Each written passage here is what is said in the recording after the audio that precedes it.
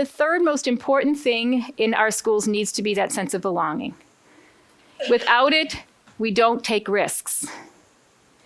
And risks happen at this level, the self-esteem and the self-actualization. That's where risks start.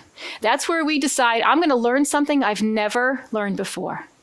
I'm going to tackle this project even though I'm not comfortable with it. I'm going to work in a group of kids and I don't like one of them. Those are risk takers.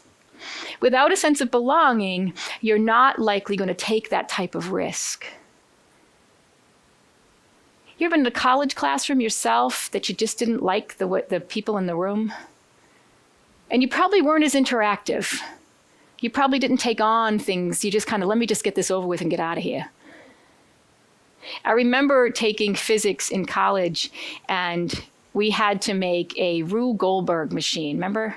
Anybody who makes those in science, you have to, we had to make something that basically kept the dog from chewing shoes in the closet. So we had to design this with all this bucket of stuff.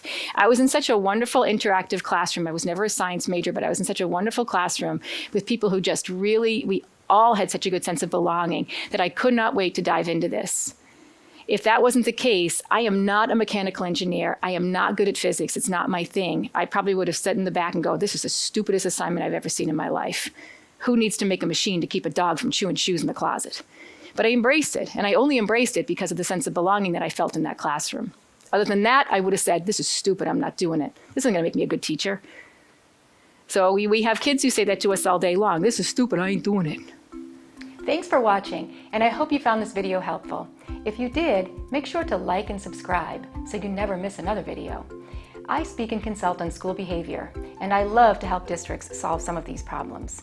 See you next time.